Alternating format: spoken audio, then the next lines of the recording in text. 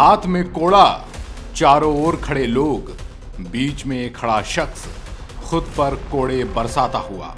अगर मैं अब इन्हें आपको नेता बताऊंगा तो आप भी हैरान हो जाएंगे, क्योंकि देश की जनता पर कोड़े बरसाने वाले हमारे नेता अपनी अलग पहचान रखते हैं। काफिले में लाखों करोड़ों की गाड़ियों के साथ गुजरते हैं, अपने रौब में रहते हैं, आलीशान बंगले में आराम फरमाते हैं, नौकर जाकर चक्कर लगाते हैं। फिर ये कैसे नेता हैं जो खुद पर ही कोड़े बरसा रहे हैं? चलिए पुख्ता कर देते हैं। आखिर कौन है, क्या करते थे, कैसे राजनीति में आ गए? ऐसे तमाम सवालों के जवाब हम बारी बारी से बताएंगे। तारीख 26 जुलाई वर्ष 2016, राज्य कर्नाटक, जिला उडुपी। यहां से शुरू होती है पहली कहानी। जिले के पुलिस मुख्यालय के बाहर आम लोग प्रदर्शन कर रहे थे। देश और प्रदेश में पुलिस के खिलाफ प्रदर्शन तो आम बात है, लेकिन ये विरोध का ही प्रदर्शन था, पर इस शख्स को समर्थन था। यहाँ लोग इस बात की मांग कर रहे थे कि उनके इलाके के एसपी को हटाया ना जाए। जिले की जनता का कहना था कि ऐसा ईमानदार अफसर मिलना लगभग नामुमकिन है। उस एसपी का नाम था अन्नामलाई कुप्पुसामी। हाँ, नाम दोबारा बोल देता हूँ, अन्नामलाई कुप्पुसामी। आपने सही पहचाना, ये वही शख्स हैं जो खुद पर कोड़ा बरसा रहे हैं। ये कोई सुर्खियां बटोरने की होड़ नहीं है, क्योंकि कहानी बड़ी है। साउथ के सिंघम की छाप और धाक रखने वाले अन्नामलाई ने आईपीएस वाली ए ग्रेड की नौकरी छोड़कर खुद पर कोड़े बरसाने वाली सियासत को क्यों चुना? ये समझने से पहले एक किस्सा आपको सुनाता हूँ। 17 जून 2015 का दिन था। अन्नामलाई को उडुपी जिले का एसपी बने 6 महीने ही हुए थे। कोड़ापुर इलाके में 17 साल की एक युवती की रेप के बाद हत्या हो जाती है। बतौर एसपी अन्नामलाई युवती की मां से मिलने पहुंचते हैं। मृत युवती की मां को ढाढ़स बंधाते हैं, पर पीड़ित की मां अन्नामलाई से पूछती है कि अब उनकी बेटी को वापस ला सकते हैं। ये सवाल अन्नामलाई के दिल में ऐसा चुभता है कि उनकी रातों की नींद उड़ जाती है। इस एक घटना के बाद अन्नामलाई बेटियों को लेकर नई पहल करते हैं, स्कॉलरशिप जैसी योजनाएं लागू करवाते हैं। वहीं अन्नामलाई एक सिक्योरिटी ऐप की भी शुरुआत करते हैं, जिसके तहत कोई भी व्यक्ति कभी भी सीधे एसपी से शिकायत कर सकता था और उस पर हुई कार्रवाई के बारे में पूरी जानकारी ले सकता था। ये कोई आम बात नहीं थी। अन्नामलाई के ऐसे ही कदमों ने उन्हें सिंघम पुलिस अफसर का खिताब भी दिया। पुलिस की नौकरी के दौरान एक वक्त ऐसा भी आया जब अन्नामलाई को कुरान तक पढ़ना पड़ गया।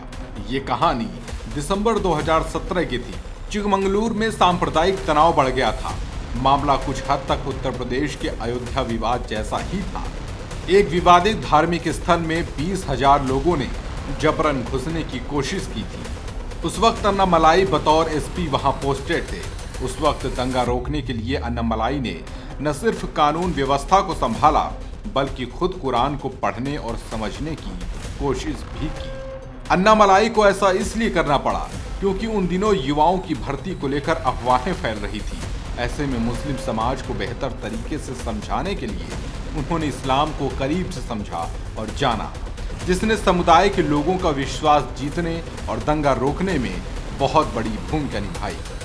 उनके ऐसे किस्सों की एक लंबी फहरिस्त इंटरनेट पर पड़ी है, पर आईपीएस बनने से पहले की भी एक कहानी अन्नामलाई की है। क्योंकि मैकेनिकल इंजीनियरिंग की पढ़ाई करने वाले अन्नामलाई पुलिस की नौकरी में कैसे आ गए, चलिए इस जबरदस्त कहानी को भी आपको बताते हैं। ये बात अन्नामलाई के आईआईएम लखनऊ में पढ़ाई के दौरान की है। एक इंटरव्यू में अन्नामलाई खुद बताते हैं।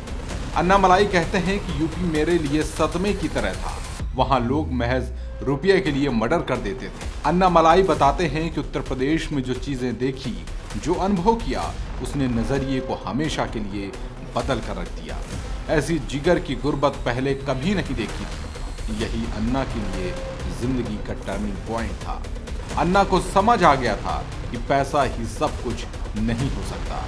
यहीं से शुरुआत होती है नई कहानी की। अन्ना आगे बताते हैं, एक ऐसे जीवन के बारे में सोचने लगे जहां लोगों की मदद कर सके, लोगों के जीवन में बदलाव ला सके। यही वजह थी कि मल्टीनेशनल कंपनी की नौकरी के बजाय सिविल सेवा का मन बनाया। कम नंबर के चलते आईएएस तो नहीं बन पाए, पर आईपीएस के तौर पर सेवा करने का मौका जरूर मिल गया। अन्ना इन सब के बीच खुश रहने लगे थे, लेकिन 25 मई 2019 को जब अन्नामलाई ने पुलिस की नौकरी छोड़ी तो हर कोई हैरान था। उस वक्त अन्नामलाई बेंगलुरु साउथ के डिप्टी पुलिस कमिश्नर हुआ करते थे। लोग ये जानने को बेताब थे कि इतने जुनूनी पुलिस अफसर ने आखिर इस्तीफा क्यों दे दिया, क्या कारण रहा। व्यक्तिगत वजह बताते हुए उस वक्त अन्नामलाई ने कहा था कि मैंने 10 साल पुलिस की सेवा की है। मुझे लगता है एक व्यक्ति अपने जीवन में 3 महत्वाकांक्षाओं को पूरी कर सकता है। पुलिस सेवा में मुझे जो करना था वो मैंने हासिल कर लिया है। अब मैं आगे का सफर तय करने के लिए तैयार हूँ। हालांकि यहाँ तक किसी को ये जानकारी नहीं थी, कोई नहीं जानता था कि अन्नामलाई क्या करने जा रहे हैं। तारीख थी 25 अगस्त 2020। अन्नामलाई ने सियासी राह पकड़ते हुए बीजेपी का दामन थामा तो लोग हैरान थे, पर बीजेपी बहुत खुश थी।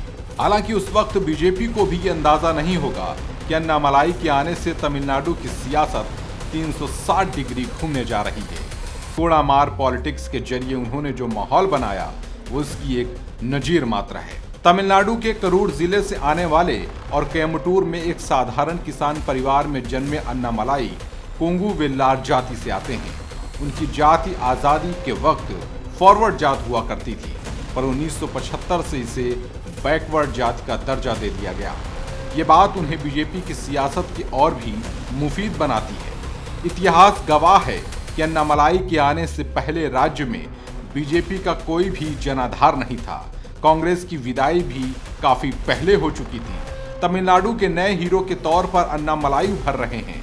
पिछले दिनों 5 लाख की घड़ी पहने अन्नामलाई पर डीएम के नेता सेंथिल बालाजी ने तंज कसा था। तब अन्नामलाई ने कहा था कि अगर कोई भी व्यक्ति मेरी घोषित संपत्ति से 1 पैसा भी ज्यादा दिखा दे तो मैं अपनी सारी संपत्ति सरकार को दान कर दूंगा। ये बेबाकी दिखाती है कि अन्नामलाई राजनीति के किस आयाम पर खड़े हो गए हैं। बीजेपी को भी उन पर इतना भरोसा है कि पार्टी ने अपने सहयोगी एआईएडीएमके को साइडलाइन कर दिया, पर बतौर अध्यक्ष अन्नामलाई पर आंच तक नहीं आने दी।